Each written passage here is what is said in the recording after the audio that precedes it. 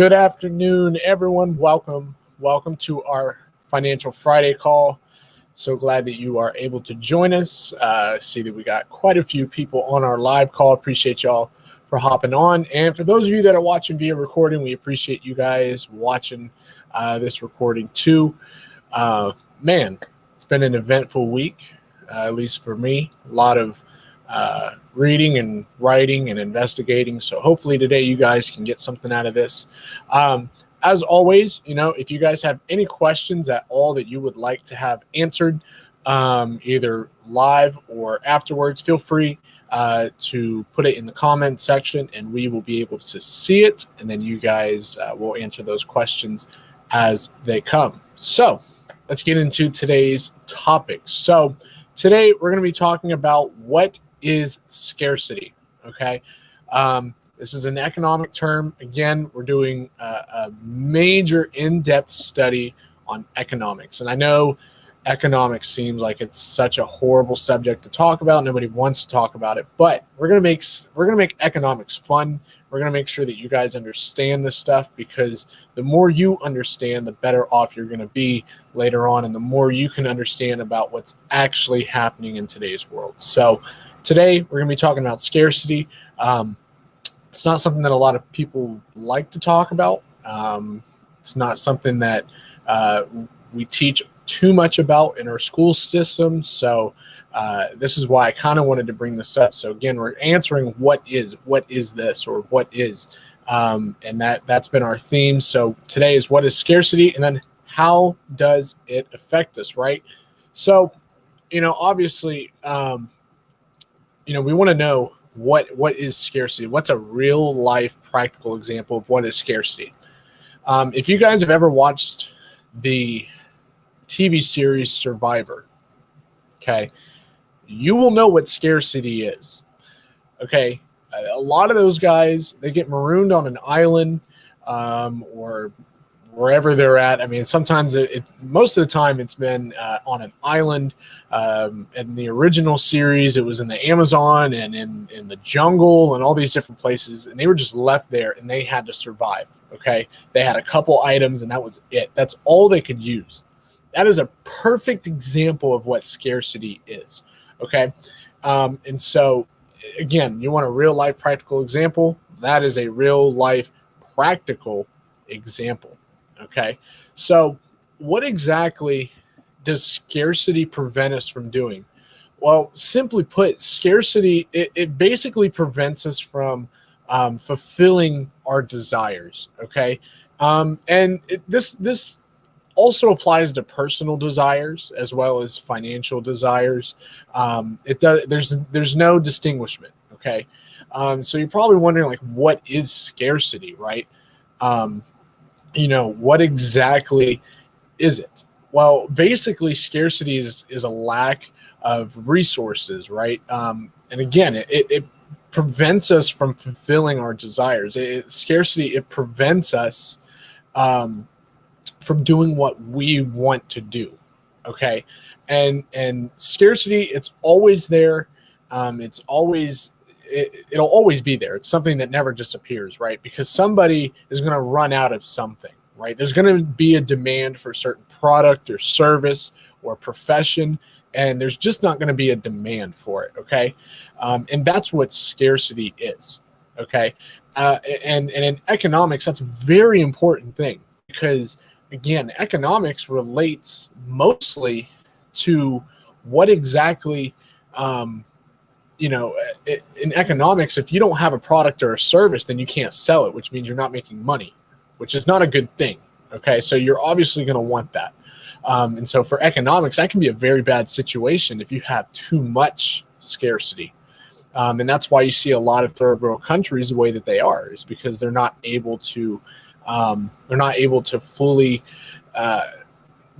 they're not able to supply the demand that they have, because there's so many people, right? And I'm going to take it a step further. In this generation, we're very, very centered on immediate satisfaction, right? We want stuff here and now. We want it immediately.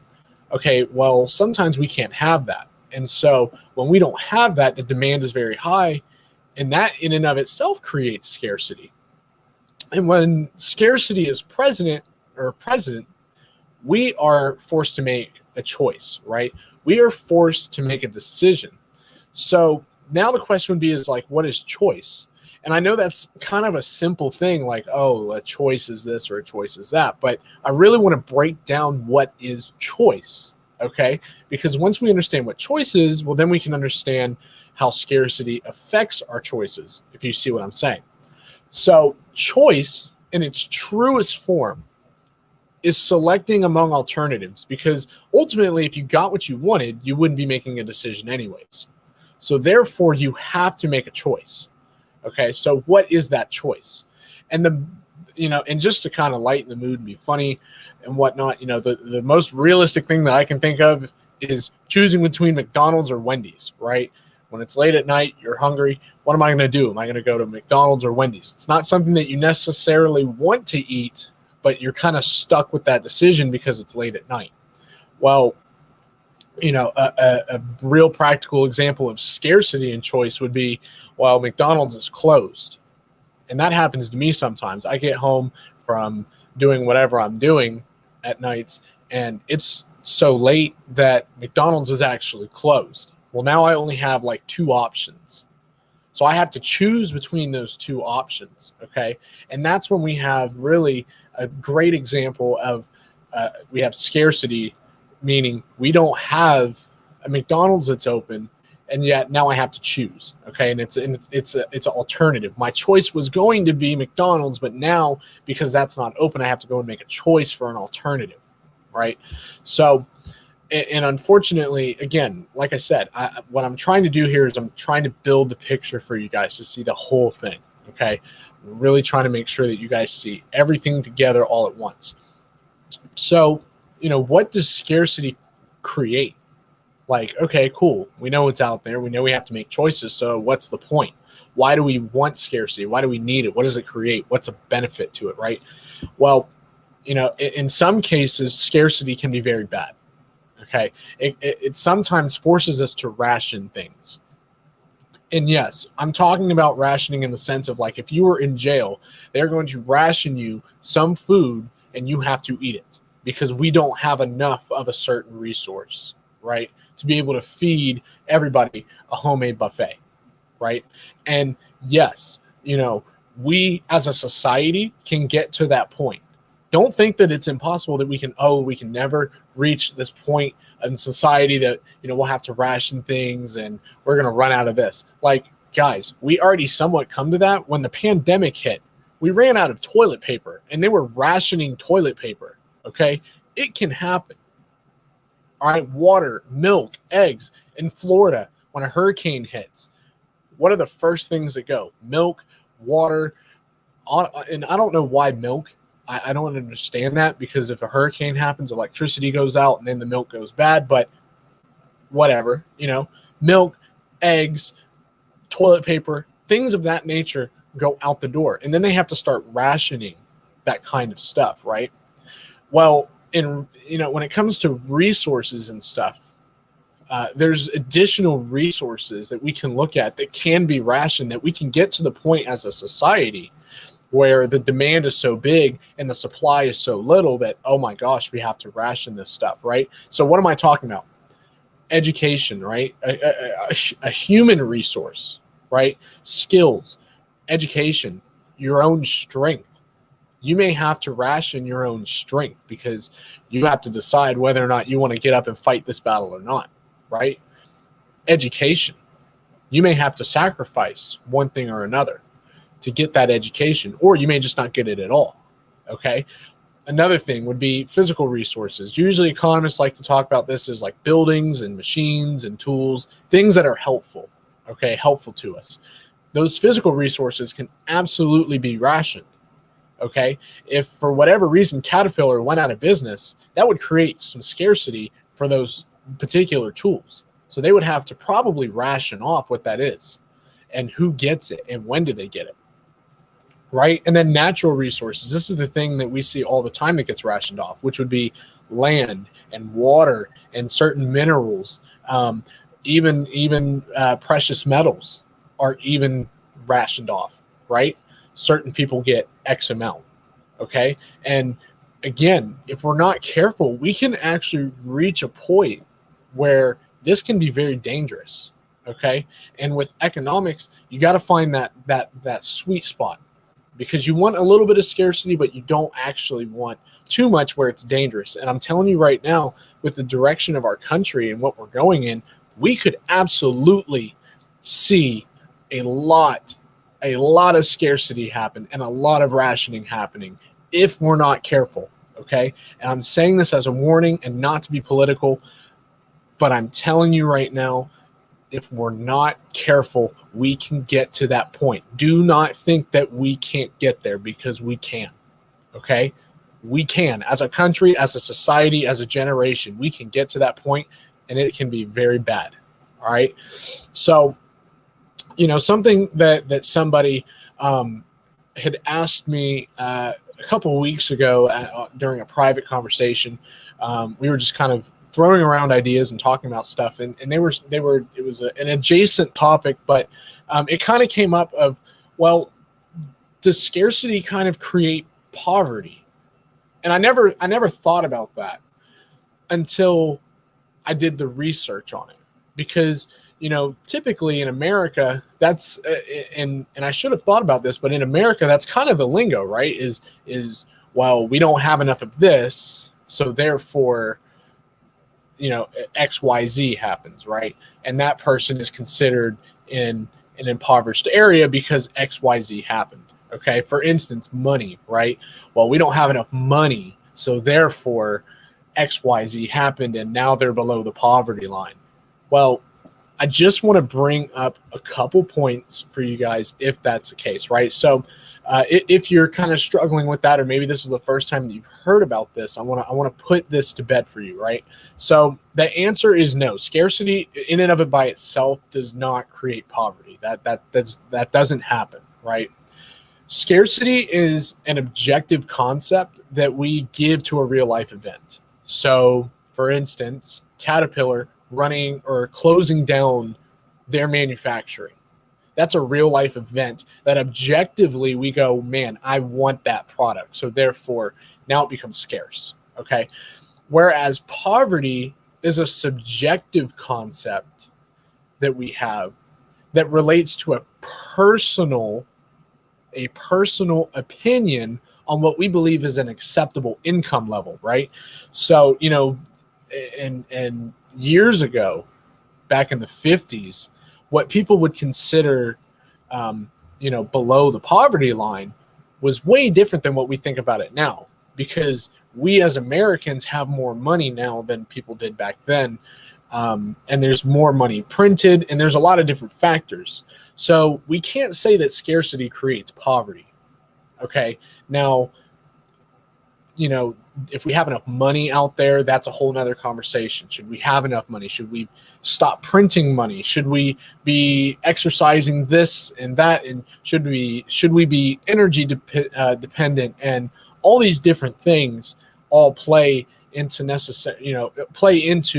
how the poverty line is created. But, again, poverty is a subjective concept, guys. It is a subjective concept that we have for what is an acceptable income level. Okay. That again, subjective, meaning it varies from person to person. Now, we may have a uniform kind of, this is what we believe an acceptable amount of income is, but that doesn't mean that that's the rule of law all across the board for all countries, because every country is different. Every place is different, right? I mean, every state is different. What one state thinks is the acceptable line for poverty may not be what the next state thinks. So we have to be careful about that. Okay. Again, it's subjective. Scarcity is objective. Poverty is subjective. Okay. Now, again, this is kind of going along the same line of, is poverty good or bad? And to answer that question, again, I said it before, you do want to have some scarcity, but you don't want to have too much where it's dangerous. Okay. You don't want to have too much where people can't get what they need. Okay, and then you're forced to ration off things. You don't want that. So in a way, yeah, scarcity can be good, because what this does is this creates a level of competition between companies. Okay, and in turn, this also lowers the prices for certain companies, if that makes sense. Okay, because in a way, you do want a level of scarcity, because that means, okay, well, this product is needed. There is a demand. There's just not a supply. So how can we supply that demand? Well, maybe we have to make it cheaper, or we have to price it cheaper. Okay, cool. Okay, when that because if you just had one company supplying everything, all the demand, you'd have a monopoly, and basically they can just control the price. And if they wanted you to have it, then they would let you have it. They would price it in a way that you could have it. If not, forget about it. They could just run up the price. Okay, that's what's dangerous about monopolies. And again, that's why scarcity is good, because you do want that. Scarcity is just basically a demand. Okay, it's a difference between the demand and the supply. So you do want a little bit of that, because what it does is it creates more companies to say, oh, well, there's a demand, but there's not enough supply.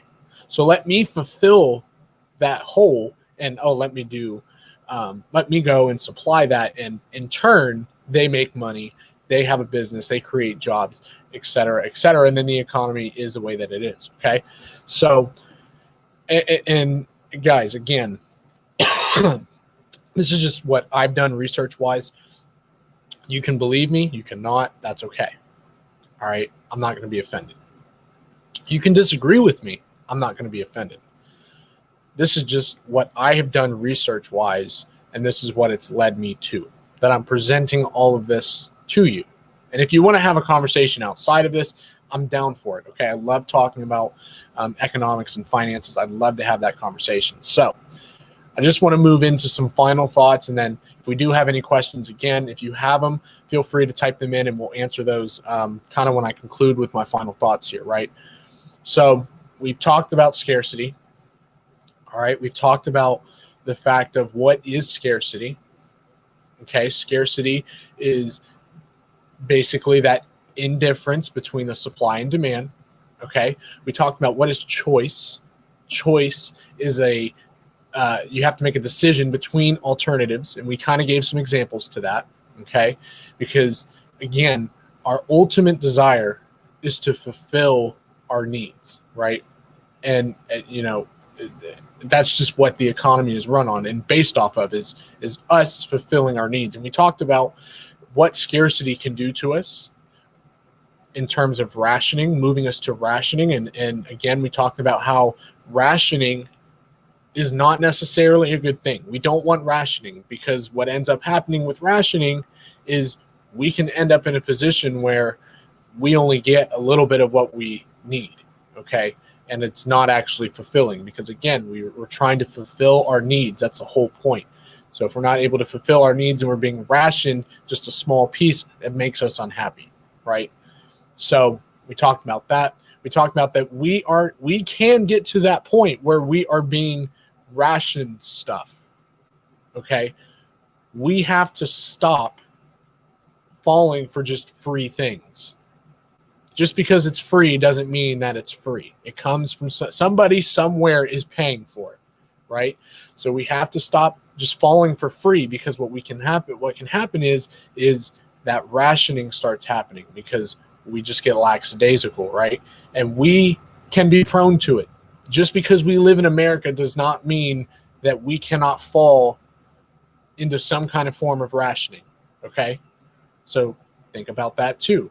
We also talked about, does scarcity create poverty? And no, it does not create poverty. Again, we talked about that scarcity is subjective, okay? And poverty is objective, because when we say poverty, we choose to make a line that is acceptable for an amount of income, okay? We choose that. There is nothing in the Constitution, there's nothing in the Bill of Rights that says X amount of dollars is an acceptable pay And that anyone below that is below the poverty line. We don't have that. That it is a subjective thing that moves from year to year to year. Okay, so again, we have to be careful when we start saying, well, this causes this. We have to be careful about that. And then we also talked about whether or not it can be good and bad. What is scarcity? Is it good for us? Is it bad for us? How does that all work with economics? And again, this is thinking through an economical brain. Now, we can have a conversation about morality. We can have a conversation about how we feel personally, how we feel, religiously, how we feel about that, how we feel politically about that. All of these, we can put on these different lenses, and every single lens that we put on may not have the same outcome, and that's fine. The lens that I want you to put on right now is the economic lens. Okay, I want you to put that on. Because if you can really start understanding the economic side of things, well, everything becomes just a little bit easier for you to understand. All the things that happen in the stock market and politics, just everything, it starts making sense. And also, some of these things that are being passed right now by lawmakers will start making sense. And it may actually make you a little bit infuriated. I'm not going to lie. I have fallen prone to this. Because I look at things through the economic lens and I see, wow, that's not good. This can't be good. So what are we going to do? And then there's no offset to that, right? So again, we all have these different lenses. We can all look at it through a different lens and have a different outcome, and that's okay. Okay, the lens that I want you to put on right now is the economic lens and how that works, right? So that's kind of what I had tonight for scarcity. Next week, we'll answer another what is question. Last week, we talked about what is inflation. This week, we're talking about what is scarcity. We'll have another what is topic next week, and I hope that you guys will be able to join us for that. It should be a very interesting conversation, and hopefully we'll have some questions, comments, concerns. I love seeing questions and comments. Just make sure that, everyone's tuned in and listening. And also, a lot of people are just uninformed, and it's not their fault. Some people just don't know. And so questions are I always welcome questions. I want you guys to ask questions. If you just took everything that I said and just completely every time took it for what it is and you didn't do your own research or you didn't ask questions, I would be a little bit worried. I want you to ask questions. I want you to get involved. I want you to do your own research. And again, this whole thing with economics, it's not for you to pick up and just, you're going to get this overnight. It's not going to happen. It didn't happen for me. I took 2 semesters of economics and I still didn't understand most of it. Okay. It only took till after I was done with that and after I started taking other classes that I was like, wow, now it's starting to make sense. Now I understand why a business does this, or why a business has to do this, or why does the government do this? It all started to make sense. So don't take it for granted. Don't think that you're going to get this overnight. It's okay. Mull over this. Watch this again. Write notes down. Do whatever you got to do, okay? Because at the end of the day, this is a learning experience. This is not for you to just pick up off the fly. Yes, I know what's going on. I want you to just kind of mull it over, let it sink in, and then it'll make sense, right? So, I hope you guys, again, have learned something. If you do have any questions, feel free to put it in the comments, and I will answer those ASAP. But yeah, we'll hopefully see you guys next week for our what is question of the week. And if you guys have topics that you would like for us to bring up, go ahead, put those in there. I'm down for talking about whatever you guys would like to listen and learn about as well. And we'll answer some of those. But other than that, for those of you that aren't in our community, we will see you guys on Monday for our mental adjustment call. And then Sunday, there will be no Stock Sunday call because we ran that last week. So we won't have one Sunday. So we will see you guys on Tuesday. Yes, on Tuesday or Monday, whichever one you guys show up to.